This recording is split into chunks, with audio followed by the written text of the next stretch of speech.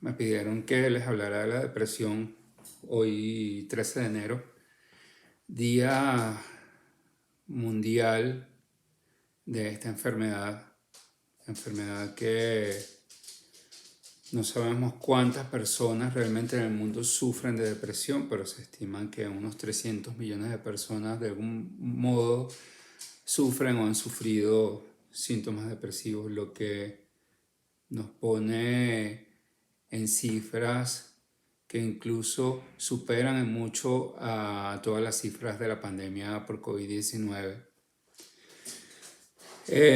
Sobre la depresión hay muchas cosas que podemos decir. Yo no sé en qué plataforma voy a terminar colgando esto porque es posible que me extienda pues hablándoles. No quiero hablarles de temas clínicos, ni de temas neurobiológicos, ni de criterios diagnósticos, porque creo que las redes sociales, la literatura, los libros están bastante llenos de esa información. No sabemos si los seres humanos somos los únicos animales que tenemos conciencia sobre sí mismos. Eso es algo que la ciencia no ha podido dilucidar. La filosofía también se ha encargado de tocar este tema, pero esto no es algo que se haya resuelto. Lo que sí es cierto es que la experiencia humana en sí misma es una experiencia que se relaciona mucho con la conciencia de finitud, de que todo en algún momento es finito, de que todo en algún momento es efímero y que todos en algún momento nos vamos a morir. Y con la idea de trascendencia, esta idea de dejar huella, de marcar una pauta, de significar algo, de encontrarle sentido a la vida y a aquellas cosas que hacemos. Pareciera que esa idea nos persigue a todos de una u otra manera. Y en algún momento les voy a hablar acerca de cómo algunas filosofías o algunos estilos de pensamiento han terminado intentando resolver o intentando abordar la angustia sobre la existencia. Tampoco les voy a hablar mucho de filosofía. Esto básicamente es un video sobre las cosas que se me van ocurriendo y que les quiero compartir. Eh, la depresión, como muchas otras enfermedades mentales, está estigmatizada. Podemos ir al médico a consultar porque no estamos viendo bien, no estamos escuchando bien, tenemos un dolor de estómago y no existe un estigma alrededor de estas enfermedades que hagan que nos avergoncemos de consultar por esto. Sin embargo, con la depresión y con otras enfermedades mentales no ocurre así. Vivimos en una sociedad que glorifica y aplaude la alegría, el positivismo, el impulso y se avergüenza y desdeña de la tristeza, la melancolía, la inmovilidad, viéndolo como algo necesariamente malo y de lo que hay que deshacerse y que hay que modificar. Esto básicamente es una herencia de la revolución industrial a partir de la cual la productividad, la estamina, por decirlo con alguna palabra en inglés, o el impulso al trabajo se relacionaba con atributos deseables en los seres humanos. Esta frase que utilizan los franceses como el placer de no hacer nada, le plaisir de rien faire, me disculpan los que hablan francés por la pronunciación, y que también tiene un equivalente en italiano.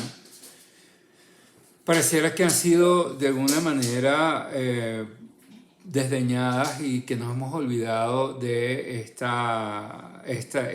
placer de no hacer nada, de este estado de inmovilidad que termina siendo visto en la sociedad moderna como algo negativo. Entonces, pues vivimos en una sociedad que se avergüenza de la depresión y es en este marco de referencia social y en este marco de referencia filosófica que les quiero platicar sobre esto. Si vamos por la calle, vemos a alguien que se está riendo y está en un grupo muerto de la risa, pues todo está muy bien y eso no se ve como algo extraño. En cambio, si vemos a alguien llorando, lo vemos como algo alarmante y lo primero que pensamos es que eh, eso que le está ocurriendo, ojalá le dejara de ocurrir y nosotros mismos, pues el tema de llorar es mucho más fácil soltar una carcajada de manera espontánea cuando estamos en la calle que ponernos a llorar, siendo que ambos son estados afectivos totalmente normales. Les quería comentar que ahora que estuve haciendo como una mini búsqueda en internet para hablarles del tema de la depresión, encontré títulos como 8 pasos para salir de la depresión, los 5 caminos que hay que seguir para acabar con la depresión, tal cual como si fuésemos, no sé, unas licuadoras o unos microondas o unos aparatos que si seguimos ciertas instrucciones, pues entonces vamos a estar libres de esta enfermedad. Las redes sociales están repletas de este tipo de información que sobresimplifican la condición humana y que nos ponen en una situación desde nuestra necesidad y desesperación de encontrar respuesta, nos ponen en una situación peligrosa, pues si al seguir esos 5 pasos o esos caminos o esas instrucciones que nos da esa persona no logramos salir de la depresión, pues terminamos sintiéndonos fracasados. El pensamiento occidental tiene varias taras, tiene varios problemas. Y uno de los problemas que nos dejó la filosofía, especialmente la filosofía cartesiana, es el tema del dualismo.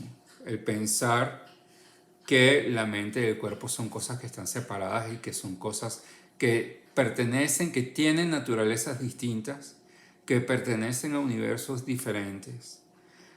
Y que de alguna manera se relacionan entre sí, tienen un vínculo entre sí, pero que son de alguna manera son entidades discretas o universos discretos que pueden ser separados.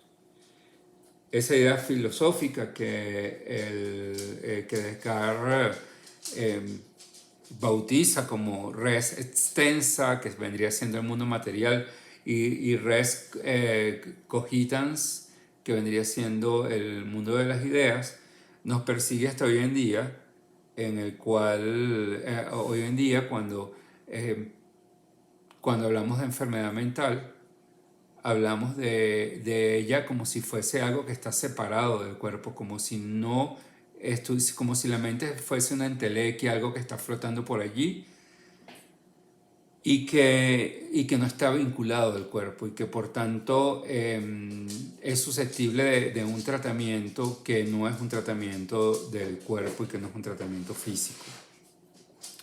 La evidencia científica sugiere que la depresión es una enfermedad biológica. La evidencia científica también sugiere que también es una enfermedad de la cultura, que es una enfermedad que es influida por los factores externos, por las cosas que nos suceden. Por lo tanto, no son cosas aisladas que están, por un lado, digamos, las neuronas, los neurotransmisores y otras hormonas por un lado y aquellas cosas que nos suceden por otro. Al contrario, traumas que ocurren durante la vida pueden producir y de hecho producen modificaciones en las conexiones neuronales, en la expresión de neurotransmisores, de receptores en nuestro cerebro y por otro lado cambios que se produzcan en nuestro cerebro van a traducirse en un comportamiento consistente con una enfermedad mental. Entonces no son cosas que estén separadas entre sí. Vemos mucho por allí el tema de, y además lo encontramos en nuestras amistades, si les decimos que estamos deprimidos, pues encontramos muchas veces mensajes como que échale ganas, que si tú puedes, que si sal de tu casa, pasea. Lo que termina siendo una gran paradoja porque finalmente la depresión es una enfermedad de las ganas, es una enfermedad del impulso, es una enfermedad de la voluntad. Entonces es como que si le estuvieses pidiendo un carro que, no, pero bueno, acelera, que tú puedes, pero el carro no tiene gasolina. Si esto es así, entonces termina siendo absurdo. Este tipo de recomendaciones y este tipo de sugerencias que podemos encontrar en distintas fuentes. Entonces, quería compartirles esto, quiero compartirles que muy a propósito de este día de la depresión, creo que es un día particularmente especial, porque si vemos las cifras de la prescripción de ansiolíticos antidepresivos en el mundo, el aumento en la tasa de suicidio, el aumento, cómo se ha cuadriplicado el diagnóstico y la prevalencia de depresión y ansiedad,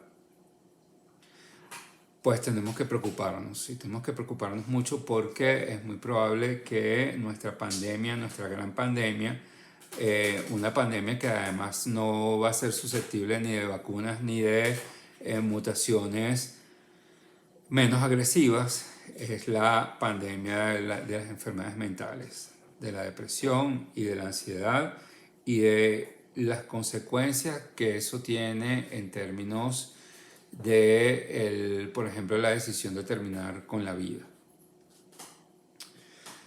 Algo que nos ha regalado lo que ahora llaman mindfulness y que realmente encontramos mucho en las doctrinas del budismo es el tema de el centrarse en el momento presente.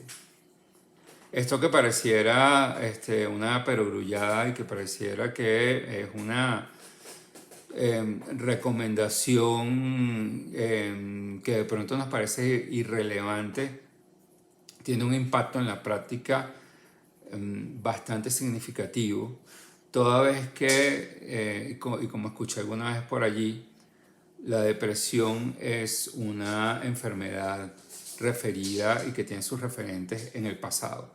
Generalmente alguien que está deprimido está pensando en todas aquellas cosas malas que le ocurrieron alguna vez en la vida, que no pueden modificarse, pero que le ocurrieron y que carga encima como un costal de cosas pesadas. Y la ansiedad, pues la ansiedad, así, la depresión es una enfermedad referida al pasado, la ansiedad es una enfermedad referida al futuro, a cosas que aún no han ocurrido y que probablemente no ocurran.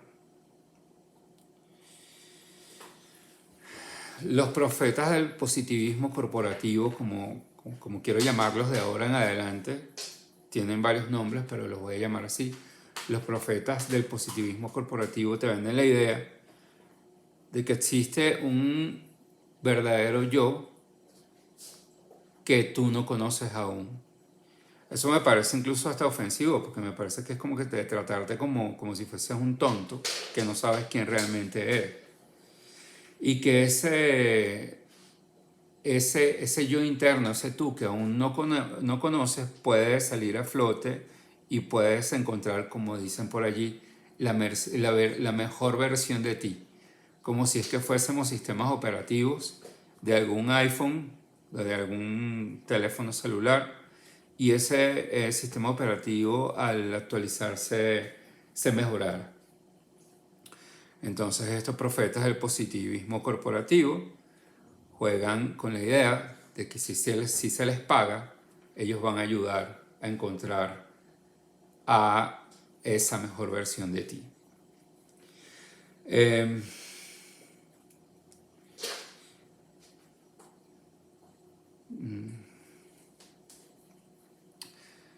La verdad es que es posible que la mejor versión de ti sea esta que tienes ahora.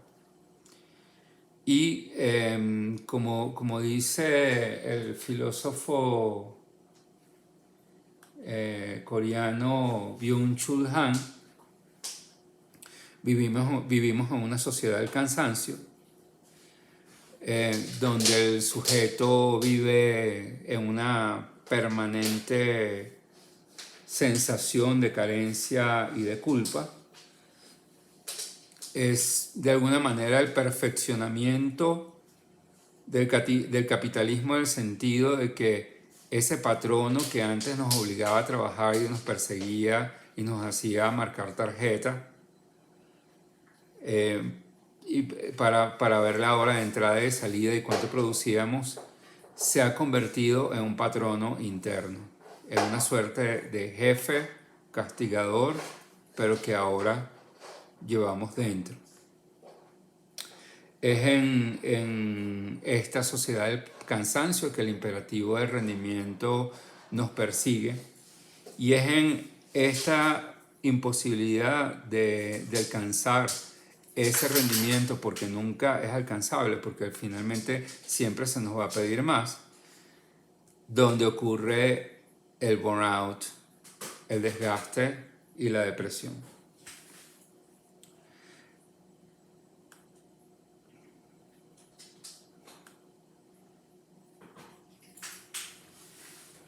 Dice Byung-Chul Han, la economía capitalista absolutiza la supervivencia, se nutre de la ilusión de que más capital genera más vida y mayor capacidad de vivir. La preocupación por la vida buena deja paso a una histeria por la supervivencia. Los hombres de la sociedad del rendimiento son muertos vivientes. Son demasiado vitales para morir y están demasiado muertos para vivir. Los estoicos griegos planteaban ciertas estrategias con las cuales lidiar con el peso de la existencia.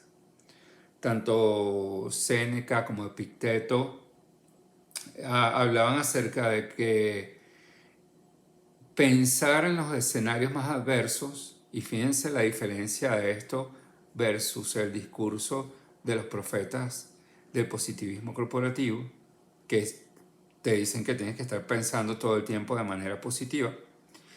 Ellos lo que planteaban es que si tú podías pensar en los escenarios más adversos, estabas en mejor condición y mejor preparado para enfrentar la adversidad una vez que ésta ocurriera.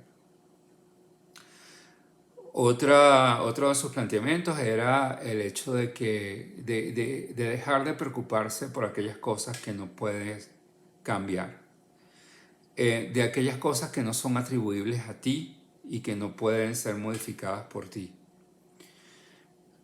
Creo que la literatura de autoayuda ha sido satanizada, porque creo que sí hay algunas cosas por allí buenas, y creo que también lo mismo pasa con las redes sociales.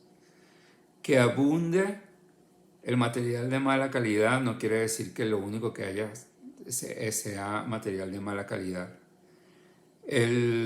Cualquier recomendación que diga que en 5 pasos o en 10 pasos, o la solución para salir de la depresión o para el éxito o para ser la mejor versión de ti, muy probablemente sea una estafa. Los seres humanos no somos tan simples como para que eso sea de alguna manera tan unidireccional. En estos días escuché a alguien hablando acerca de cómo son los duelos o cómo son los despechos, y me comentaba hacía una comparación de los duelos, y aquí lo quiero trasladar también a la depresión, al episodio depresivo, con los naufragios. Busqué algo sobre esto en internet y bueno, pues no es algo original de esta persona, sino es algo que leyó por allí, pero me pareció una metáfora muy bonita sobre la depresión. Y este texto establece una relación entre la depresión y los naufragios.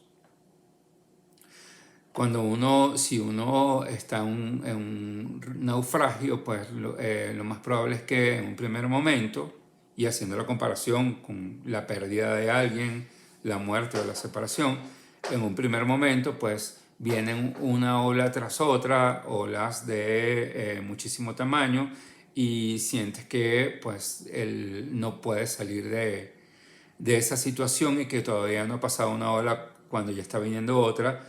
Lo único que te rodea son los restos del barco que quedó, que ya no existe, que vendría siendo el equivalente a esa relación o a esa persona que te acompañó.